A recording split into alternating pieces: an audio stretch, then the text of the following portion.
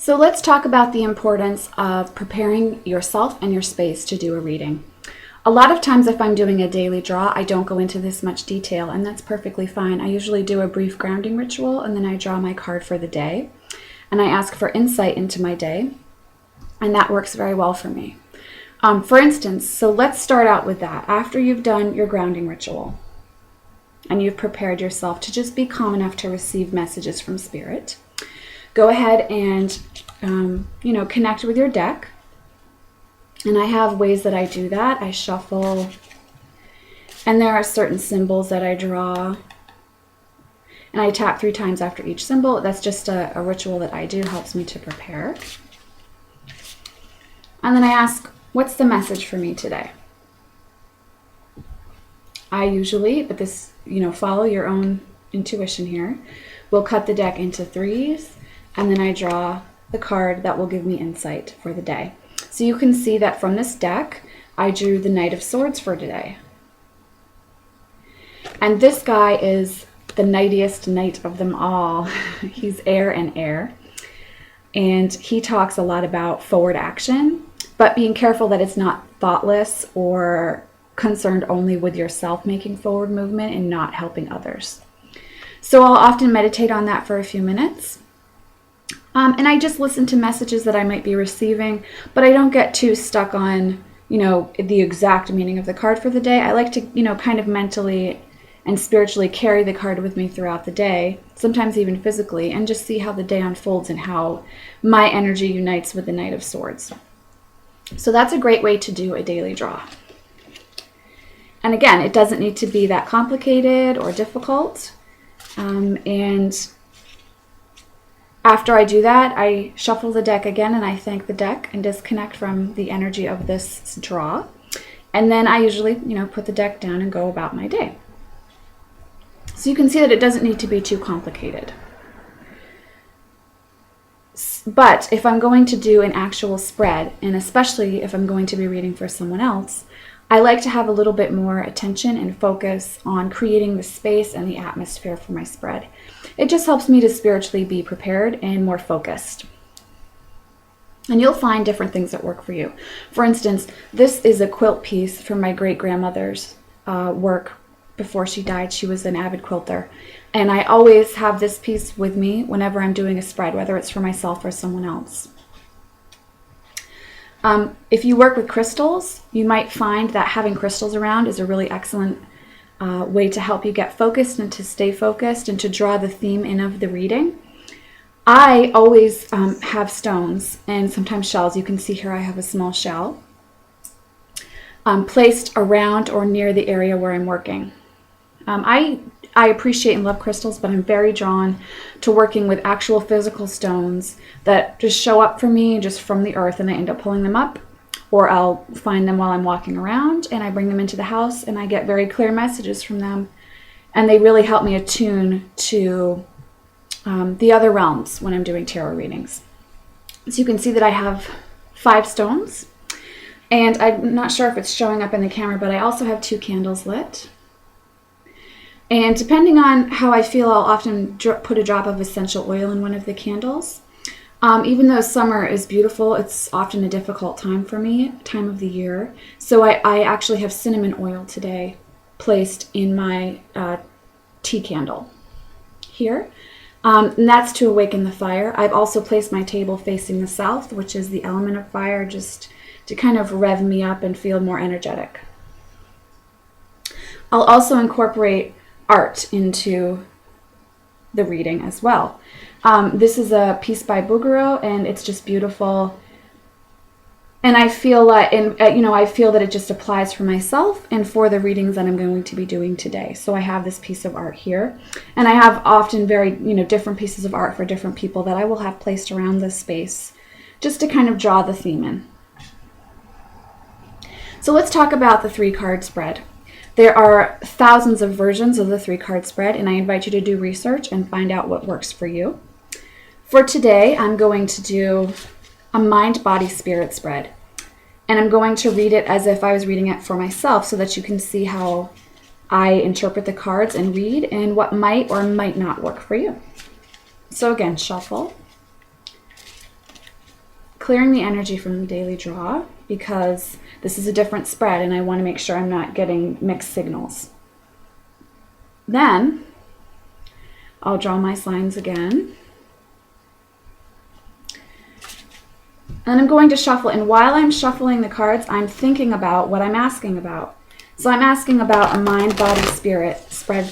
So I'm just asking the cards and the beings that watch over this tarot deck, please give me insight on where I am right now, mind, body, and spiritually today.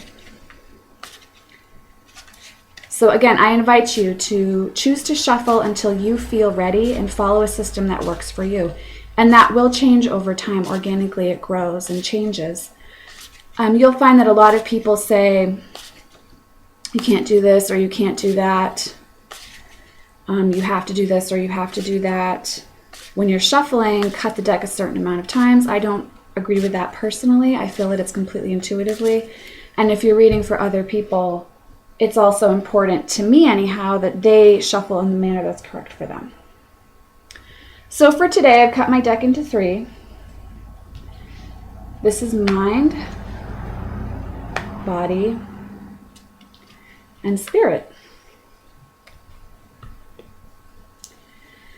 So the first thing that I do is take a look at the theme. What's going on here? What colors are represented? How are the pictures merging together? Do I have any major arcana? And if I do, how many? I actually have 2 today. I have the Lovers and I have Temperance. So that means that I'm working through some core issues right now and going through some lessons with that.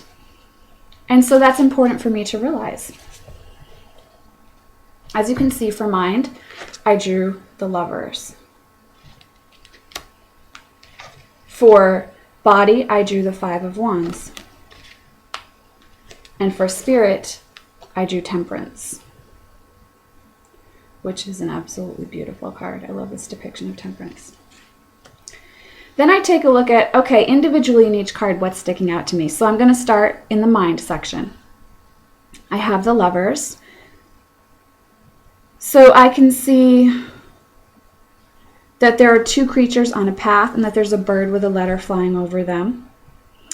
Then I like to get quiet for a few seconds and just ask if there's any direct messages for me. And I can see and I can sense and I can feel, and I also pay attention to that. What am I hearing? What am I sensing? What am I smelling? What's going on around me that helps give me a clue into this?